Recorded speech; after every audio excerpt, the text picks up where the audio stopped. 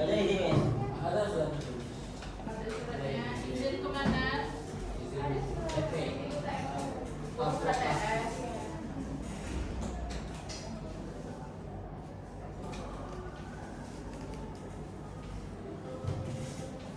Nadia, Yes. Alvin, Alia, Amanda, Amelia. Amelia mana? Maaf. Anissa, Alia, Alia siapa? Ashifa, Azia, Cindy, Mifanya, Elsa, Marsha, Ferdiani, Gita, Humaira, Ilyas, Ilyas, Maisha, Adit, Zaki, Zaki izin sama bisa. Zaki mana? Sama bisa. Sama bisa. Pakai Mas, pakai. Nabila, Zahra, Nabila, Tahu. Nadine, Nadia, Puja,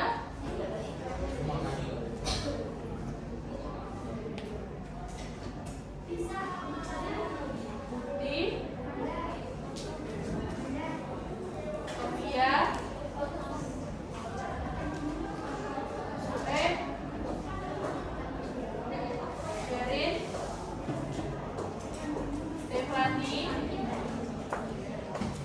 Syahrul, Tasya, Tiara, Trinda,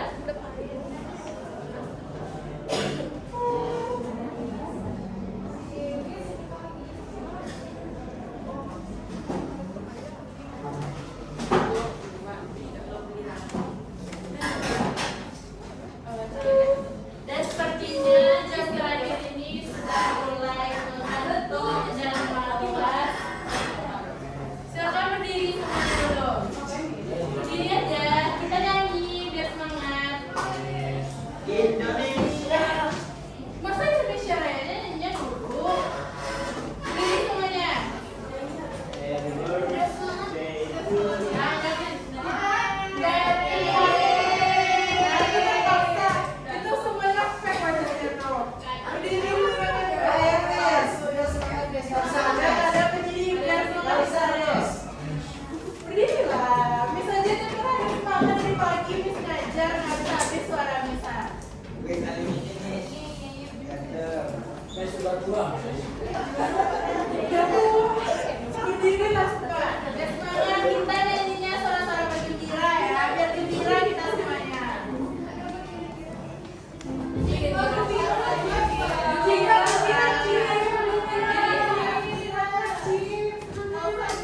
Ayo mulai ketukan ketiga nyanyi ya. Suara-suara bergembira. Berdirilah semuanya Nanda, sayang. Tuh maunya lagu apa? Pada negeri. Ada. Nah, lagu apa yang maunya? Biar semangat.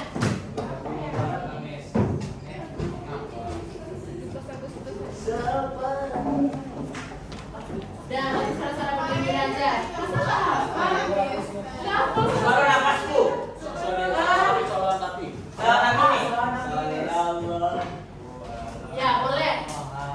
Nah, ya lah, siapa yang hafal? Kalau soalan tapi itu aja.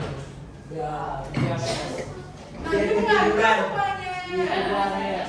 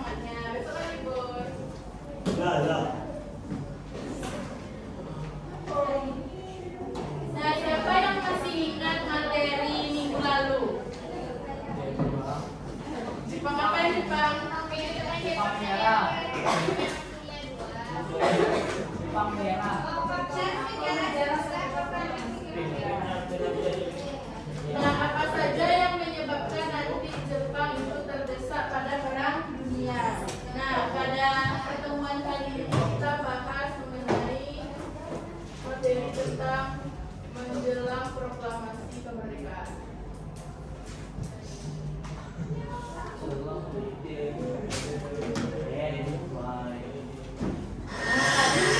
Nyanyi nggak mau nyanyi. Sekarang Alvin nyanyi. Dia mau nyanyi depan tuh, Me. Kak Alvin tadi mau nyanyi depan nggak? Iya, Me. Dia mau lagu. Kak Alvin apa ya? Nah, ada yang masih ingat kapan Nagasaki dibom? 6 9 Kalau Hiroshima 6 6 Agustus. 9 Nggak ada yang jelas alasan. Hiroshima atau Nagasaki yang duluan dibom? Hiroshima. Kapan Hiroshima dibom? 6 Agustus. Nah, tanggal 7 apa Kamis kemarin yang terjadi di Indonesia? Apa nih? Tanggal 7 apa kemarin? Satu-satu lah, jangan korekan. Tanggal 7 itu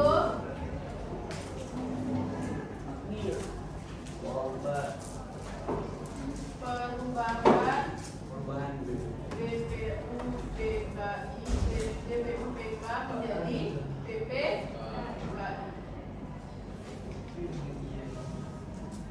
Nah, untuk materi yang sekarang itu kita bahas tentang BPUPK.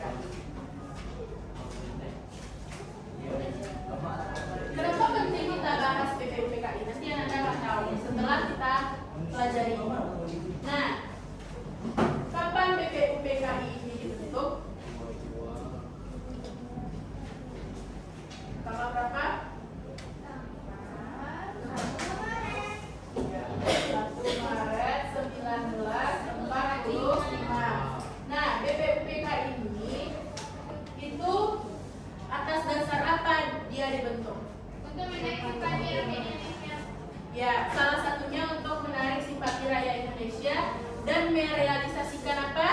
Janji kemerdekaan yang diberikan oleh ya. Latar belakangnya bentuk realisasi janji kemerdekaan dari Perdana Menteri Nah, apa tujuan BPUPKI ini dibentuk? Ya. Sebelumnya, apa sih kepanjangan BPUPKI ini? Ya, badan. Satu-satu kan keroyokan. Halo, Alvin. Nah, yang coba lagi. Alvin. Adrian. Badan Pendidik Usaha Persahabatan. Ya. Atau nama lain bahasa Jepangnya apa?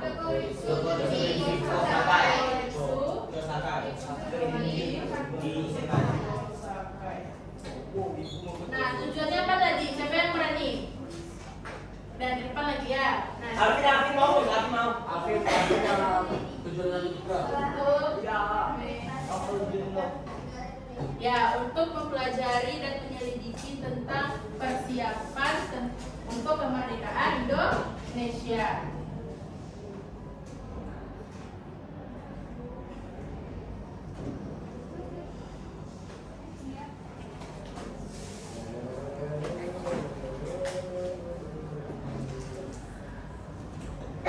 Nah, BPUPK ini itu dibentuk atas dasar seorang tokoh dari negara Jepang. Siapa namanya tokoh yang dibentuk oleh siapa? Itu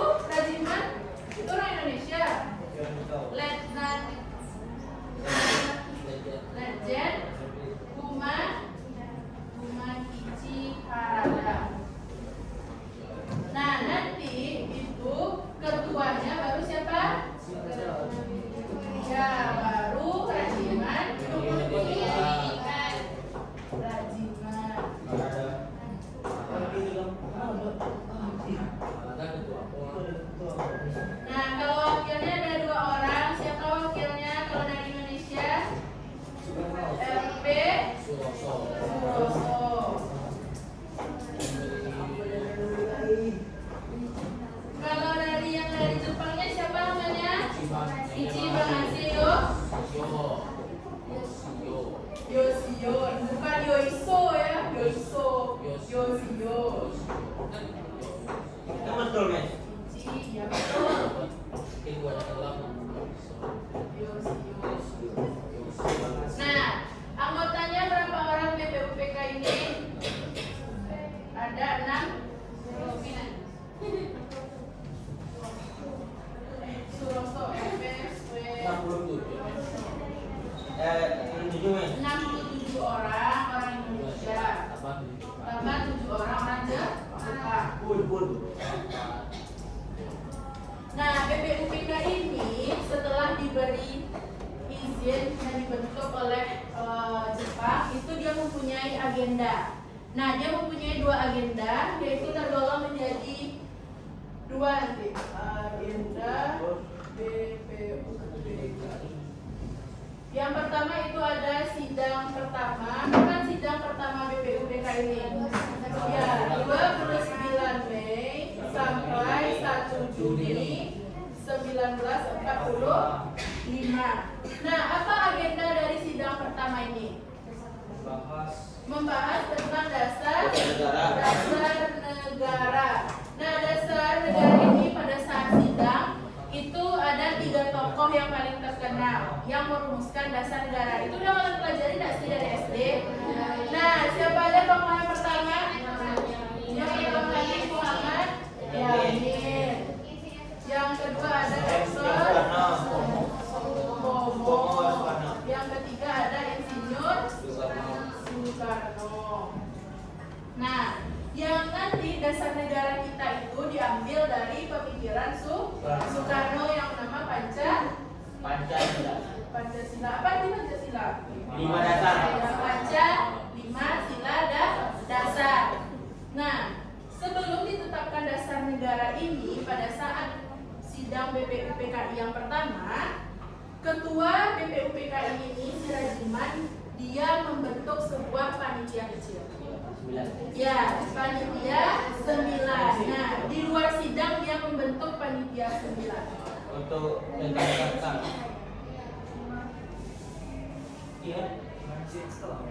panitia 9 atau panitia kecil. Nah, yang dibentuk oleh Rajiman, untuk apa tujuannya panitia kecil ini dibentuk? Untuk menghimpun semua ide usulan dari anggota-anggota BPUPKI. Nah, nanti panitia kecil ini dia mengadakan rapat. Nah, rapatnya panitia kecil ini diadakan pada tanggal 2 Juni 1945. Nah, hasil rapatnya ini itulah yang namanya Piagam Jakarta atau Jakarta Charter. Nah, nanti hasil dari Jakarta Charter ini dia putuskan atau dia sampaikan pada agenda yang kedua, yaitu sidang kedua. Nah, kapan sidang kedua ini dilakukan? Tanggal 10 sampai 16 Juli 1945. Nah, apa yang menjadi agenda dari sidang BPUPKI ini? Ya, mengenai tentang undang-undang dasar dan batas tubuhnya.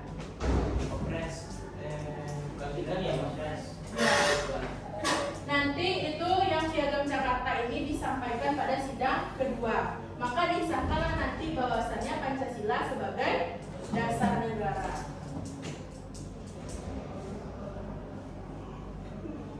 Nah, pada sidang kedua ini kan di Piagam Jakarta itu ingat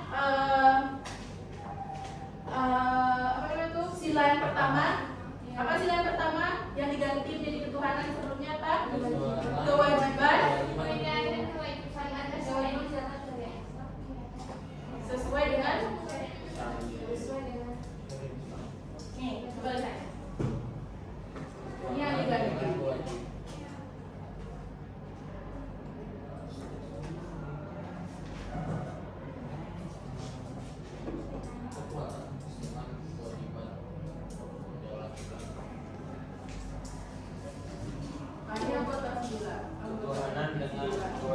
Di LKS juga ada itu.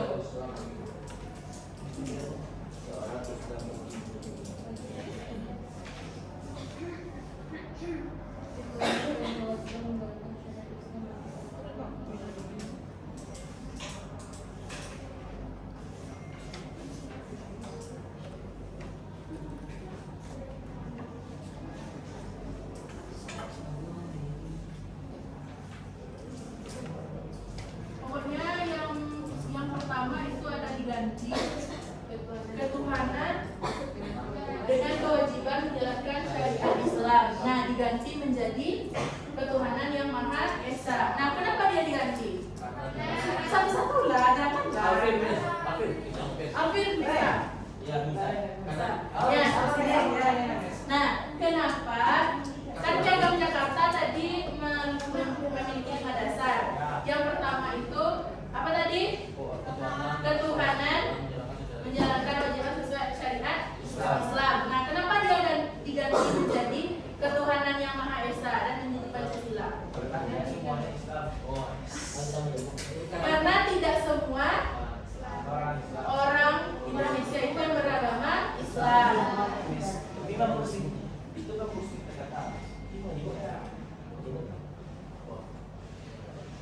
Udah sampai di sini ada yang mau ditanyakan? Kalau tidak ngerti ditanya. Miss, Alvin, satu lagi cimuka dari Alvin. Alvin dicuci mukanya dulu. Ini mau nyanyi Alvin. nih. Udah ya. Kan perjanjian kita tadi kalau ada yang ngantuk kita suruh cuci muka.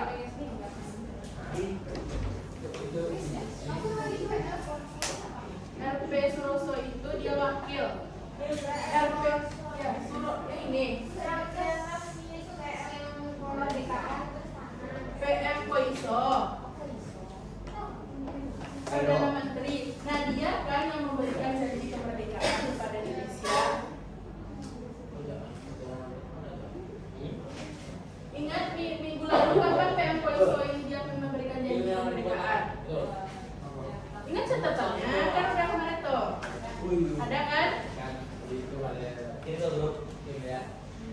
Karena dia udah terdesak 7 September 1944. Karena dia udah terdesak, dia ambil kembali simpati rakyat Indonesia dengan mengizinkan pendirian BPUPKI. Nah, direalisasikannya.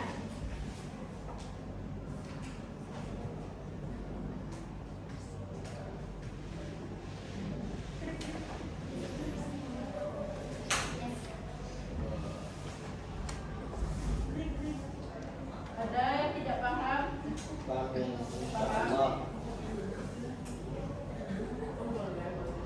Dah. Dengarkan, kalau mendengarkan nanti pasti bisa jawab soal mes. Miss, selesai. Hah? Dah, dah.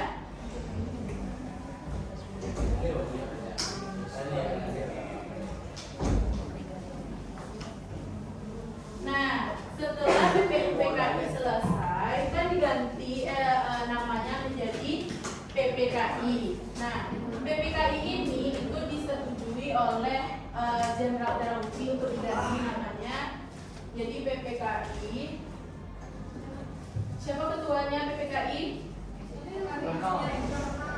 Ya, ketua PPKI Insinyur Soekarno.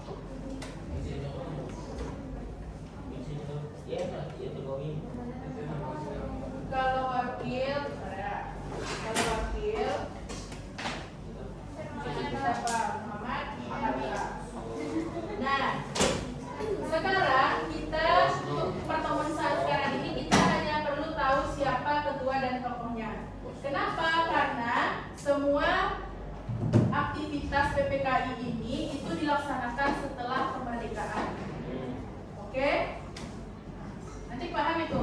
Ngapain dia bersangkut paut dengan materi yang setelah dijelaskan. Nah, ingat kapan 3 tokoh dipanggil oleh Jenderal Terauchi? Peristiwa apa yang terjadi? Jakarta, Dalat, Jakarta.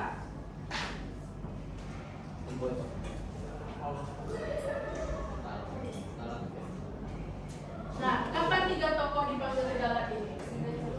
Ya, tanggal 9 sampai 14 Agustus. Siapa yang dipanggil? Masih ingat?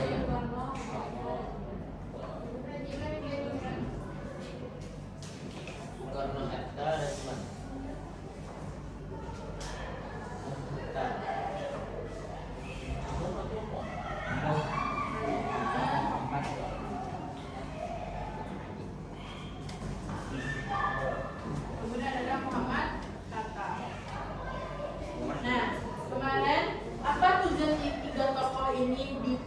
ke dalam. Untuk kemerdekaan. Ya, untuk diberikan janji kemerdekaan. Kenapa? Karena pada saat itu Terauchi berpikir bahwasannya tiga tokoh ini belum mengetahui Jepang sudah terdesak dan hampir menyerah tanpa syarat kepada sekutu.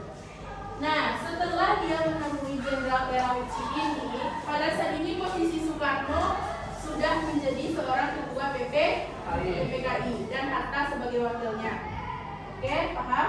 Nah, setelah dia pulang dari Dalat dan kembali ke Jakarta, itu dia sampainya di Jakarta pada tanggal 14 Agustus 1945.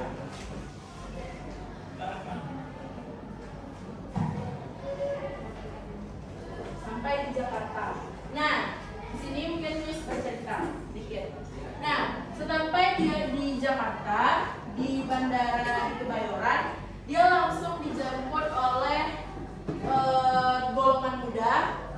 Nah, itu Sultan Syahrir, Ahmad Subarjo dan Sultan Syahrir. Nah, dijemput oleh Ahmad Subarjo, dia golongan tua atau golongan muda? Tua. Kalau Sultan Syahrir? Golongan muda. Nah, dia dijemput oleh dua orang itu. Nah, di sana pas sampai di bandara, sebenarnya Sultan Syahrir kan kemarin itu udah mendengar kalau Jepang sudah menyerah tanpa syarat kepada sekutu melalui apa? Radio BBC London. Nah, sesampai di bandara, Sultan Syahrir mengatakan, Bung, kan Jepang sudah menyerah nih tanpa syarat kepada sekutu. Kapan kita merdeka? Kenapa? Karena pada saat itu golongan muda ini dia diberikan sebuah janji. Soekarno pernah mengatakan bahwasannya sebelumnya sebelum jagung berbuah Indonesia akan merdeka. Nah, jadi itulah yang ditagih oleh golongan muda. Tahu maksudnya sebelum jagung berbuah Indonesia akan merdeka itu bahasa kiasannya. Itu yang dijanjikan oleh Soekarno. Nah, pada hari itu dia menjawab, kamu tenang saja, saya pastikan bahwasannya sebelum jagung berbunga. Sebelumnya kan dia mengatakan berbuah. Nah, berarti sekarang dia mengatakan sebelum jagung berbunga, saya pastikan Indonesia akan merdeka. Berarti ada harapan dong bagi golongan tua bahwasannya merdeka akan di depan mata. Nah, itulah yang ditagih oleh golongan muda. Nah, kemudian Soekarno mengatakan, tunggu terlebih dahulu, saya sebagai ketua PPKI akan merapatkan dengan wakil dan anggotanya. Nah, mungkin di sini terlihat bagaimana golongan tua itu menyusun secara rapi tindakannya. Berbeda dengan golongan muda. Golongan muda yang biasanya sering menggebu-gebu, terburu-buru. Nah, terlihat tampak perbedaan golongan tua dan golongan muda. Nah, kemudian pada malam harinya dia berunding di asrama. Pernah dengar atau Tumi sampaikan asrama Baper Pri? Sebelum puasa? Baper Pri? Sama pernah asrama orang mahasiswa Indonesia? Sama begitu enggak? Nah, dia berkumpul di asrama Baper Pri di Cikini.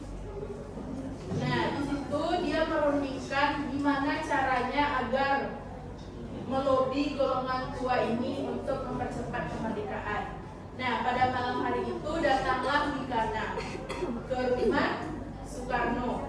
Nah, pada malam itu terjadilah perdebatan antara Soekarno dan Wikana. Nah, sempat Wikana itu berkata kasar kepada Soekarno. Nah, dia juga mengancam kayak kalau misalnya tuntutan dari golongan muda tidak dipenuhi, maka dia memastikan bahwasannya akan terjadi pertumpahan darah di Indonesia. Nah, malam itu dia kembali ke Cikini, ke asrama Baper Pri, dan dia menyampaikan kepada para golongan muda, bagaimana Cikini? Kok lucu, Cikini mengundang dia. Nah, itu aja pengingatnya. Asrama Baper Pri itu di Jalan Cikini. Bukan Cikini itu kalian hanya dengar di lagu TikTok aja ya. Nah, memang ada sebenarnya Cikini itu. Dan terus pas sampai dia di asrama Bapak Pri, nah dia menyampaikan bagaimana sih cara untuk lagi dia golongan 2 ini mau segera mungkin melakukan kemerdekaan. Disusunlah strategi pada saat itu. Nah, strateginya dibagilah menjadi 2 ini golongan muda. Yang pertama itu ke rumah Sultan Syahrir, ke rumah Sultan Syahrir itu Soekarni. Nah yang diutus, nah dia nah ke rumah Muhammad Hatta diutuslah Soekarni. Nah dia menyampaikan kepada Hatta bahwasanya telah terjadi kerusuhan yang dilakukan oleh golongan muda. Kerusuhan itu yaitu untuk melakukan pemberontakan kepada Jepang. Nah, jadi dia mengatakan, Bung, dengan kondisi yang tidak aman ini lebih baik Bung ikut dengan kami untuk mengungsi daripada Bung nanti dituduh oleh Jepang yang melakukan kerusuhan ini. Akhirnya Hatta percaya dengan apa yang dikatakan oleh Soekarni. Nah, kemudian dia beranjak pergi ke Rengas Dengklok. Rengas Dengklok itu emang nama daerahnya Rengas Dengklok. Sekarang apa namanya? Tetap Rengas Dengklok di Jakarta. Apa? Tadi bisa ditekankan kan itu ya. Nah, kemudian di satu situasi yang sama, Wikana datang ke rumah Soekarno. Nah, dia juga memberikan siasat seperti itu. Bung, masa sudah turun ke jalan, lebih baik Bung ikut dengan kami. Akhirnya dia setelah menimbang, nah akhirnya dia ikut dengan Wikana. Dan diboyongnya juga anaknya si Guntur dan juga Fatmawati istrinya. Ya Guntur Soekarno. Nah, kemudian di pertengahan jalan, mungkin kalian belum pernah dengar cerita. Mungkin di pertengahan jalan, Guntur ini kan diperkirakan dia akan ibaratnya mengungsi nih. Nah, jadi di pertengahan jalan Guntur ini tidak ada persiapan karena umurnya baru 9 bulan. Jadi dia dipisah mobilnya karena susu Guntur ketinggalan. Nah, jadi pergilah Soekarno dengan Wikana ke sana. Sesampainya di daerah Rengas Dengklok itu dekat dari Jakarta, tidak sampai 1 jaman. Nah, setelah sampai di Rengas Dengklok, di rumah lurahnya, dia kira itu tempat dia melakukan ibaratnya pengungsiannya. Ternyata tidak. Dia dibawa lagi ke sebuah rumah. Rumahnya itu namanya rumah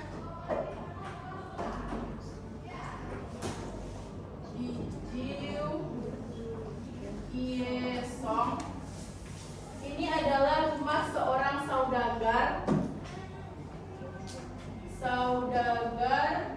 keturunan India dari namanya dah. Cina, keturunan Tionghoa atau Cina. Nah, disitulah dia diasingkan atau istilahnya kan dikenal dengan diculik nih, pengasingan. Disitulah dia ditempatkan oleh golongan muda. Nah, Miss mau nanya, kenapa sih harus di sini? Di rumah yang jauh? Karena dia Cina. Karena dia Cina. Nah, dia soalnya saudagar itu. Karena kami ceritakan tadi dia berhenti di rumah lurah, tapi tidak sana jalan lagi ke sana. Kenapa harus sana? Ya, karena rumah dia lah yang paling aman dan diperkirakan sulit dijangkau oleh Jepang menurut si golongan muda. Karena pada saat itu golongan muda berpikir pasti golongan tua itu masih di bawah pengaruh Jepang. Karena itu dia tidak mempercepat kemerdekaan. Nah, sampai di sini paham? Paham? Nah, lewat Rengas Dengklok itu lewati juga sungai kecil dulu. Sungai kecil, terbayang kan sungai kecil itu yang bisa dilewati? Ya, Banda masalah Banda kali ketek. Nah, selokan beda lagi. Nah, disitulah yang dikira paling aman. Nah, terjadilah perdebatan antara golongan tua dan golongan muda pada saat itu.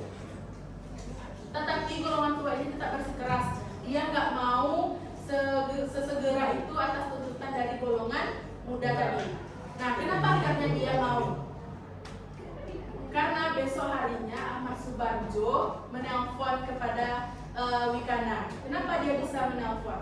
Karena pada saat itu sebenarnya tanggal 16 itu adalah 16 pagi adalah agenda rapat PPKI. Dia lihat Soekarno dan Hatta tidak ada lagi. Lalu dia feeling kayak instingnya, pasti ini kerjaan golongan muda. Lalu diteleponnya Wikana, dia menanyakan, mana Soekarno dan Hatta? Awalnya Wikana tidak mau menjawab. Nah, tetapi akhirnya disampaikan oleh Subarjo ini. Ini kondisinya sangat genting karena Jepang sudah menyerah dan kami akan membicarakan tentang kemerdekaan. Nah, dengan ada perkataan Subarjo seperti itu, langsunglah si Wikana dia mengambil keputusan dan mengutus seorang golongan muda menjemput Ahmad Subarjo, yaitu Yusuf Kunto. Dijemputnya Ahmad Subarjo dan sampailah dia di Rengas. Yusuf Kunto dijemput oleh Ahmad Subarjo. Kenapa? Yusuf kalah. Nah, sampailah dia di Rengas Dengklok. Ternyata dia sudah bertemu dengan Soekarno dan Hatta. Setelah dia bertemu, dia menyampaikan di depan Soekarno, Hatta dan beberapa tokoh golongan muda. Sudahilah karena Jepang sudah menyerah tanpa syarat kepada sekutu, dan Bung jangan khawatir bahwasannya tidak ada terjadi kerusuhan. Sebenarnya itu hanya bualan belaka dari golongan muda. Sekarang kita akan kembali ke Jakarta dan inilah saran golongan muda untuk sesegera memproklamirkan kemerdekaan. Nah, sorenya tanggal 15 itu dia kembali ke Jakarta. Nah, tanggal 16 kembali jadi ke Jakarta sore hari. Nah, pas di tengah perjalanan dia itu satu mobil dengan si Soekarno, satu mobil dengan Soekarni. Nah, sebenarnya cerita lucu sih. Terlihat kayak bualan atau cemooh lah dari Soekarno. Nah, kenapa? Karena pada saat itu terlihat sebuah gumpalan asap yang menyala-nyala, yang merah. Nah, itu Soekarni mengatakan, Bung, itu lihatlah, itu adalah revolusi, katanya. Oh, ya udah. Terus pas mobilnya jalan, nyampe di dekat dengan cahaya merah itu, ternyata sebenarnya itu adalah unggunan sampah petani yang membuka lahan baru. Nah, itulah dicemooh langsung oleh Soekarno. Oh, ini yang kamu katakan revolusi. Nah, itu kan kayak cemooh. Masa ya orang cahaya merah berasap itu dikatakan revolusi? Paham maksudnya? Paham. Nah, itu kayak gak paham. Revolusi itu apa? Perubahan. Itu yang dikatakan. Masa iya asap-asap merah itu dikatakan sebuah perubahan? Kan dicemooh oleh Bung Karno. Nah, sesampainya di Jakarta, nanti kita bahas lagi tentang perumusan teks proklamasi. Panjang lagi, ada perdebatan lagi saat penandatanganan teks proklamasi. Nah, sampai di sini ada yang mau ditanyakan? Tidak?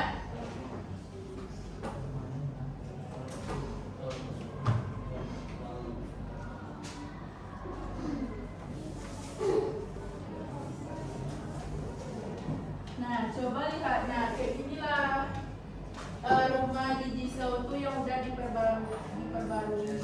Kalau dulu tuh jelek. Silakan. Kalau sekarang udah jadi rumah sejarah ya. Ada yang pakai mes. Apa? Ada yang seperti kayak jadi museum. Dia sekarang. Nah, untuk lebih paham lagi. Lalu mau nanya nih. Apa? Kata Afif penyuruh nanya. Soekarni itu siapa Soekarno? Soekarni itu gak ada siapa Soekarno. Ada namanya mirip ya. Amis mau nanya, Soekarno siapanya Soeharto? Karena kan ya, karena orang dulu tuh namanya kayak gitu. Kalau dari segi sistematikanya itu kan Soekarni golongan muda, Soekarno golongan tua. Nah, kenapa sih golongan tua ini berani menculik golongan Guntur itu anaknya Soekarno. Enggak, dia nanya, Miss. Guntur siapanya Megawati? Guntur abangnya Megawati lah. Abang. Iya, Megawati kan anak Soekarno. Karena Soekarno cuma satu sebenarnya. Banyak. Soekarno itu terkenal dengan wanitanya, julukannya. Gila wanita. Ya, gila akan wanita. Di mana dia diasingkan, di mana dia berhenti, ibaratnya di situ ada istrinya. Jauh. Sama kayak dong. Nah, kenapa Soekarno yang satu mobil dengan Soekarno? Nah, karena pada saat itu kan ada golongan muda yang banyak nih. Nah, jadi yang pada kebagian dapat tugas pada saat itu Soekarno yang satu mobil dengan Soekarno ke Jakarta. Di kanan yang lainnya dengan Jakarta. Kan mereka awalnya pergi dua mobil Fatmawati satu kan, selebihnya di sana. Itu sebenarnya hanya kebetulan yang terjadi dalam sejarah. Kayak Soekarno, Soekarni, coba lagi Soeharto, Soekarjo, Suroso. Nah, dan biar lebih paham lagi ada semuanya. Nanti apa laporan Miss ke Bumutnya aja minta Miss yang friendkan ini. Dia kan sendiri berkelompok. Nah, mau Miss yang bagi atau pilih aja? Miss kami cewek doang. Cowok. Kartini baru cewek. Nah, satu kelompok 3 orang. Satu kelompok 3 orang. Dia ganjil. Kan Allah mencintai yang ganjil-ganjil. Tidak bertiga. 5 anjir, Mas. Bertiga Anda saya. Lima anjir, Mas. 5 anjir. 5 terlalu banyak. Miss tahu nanti yang mempengamat. Lupa nama apa sebutin, Mas? Kakak mikir sama ya. 5 lah, Mas. Nanggung, Mas, sama 2. Mana ya? Ah, boleh lah berempat. Berempat sampai pulang. Cepat, dulu lah. 1, 2, 3, 4. Kalau kalian belum silakan berempat.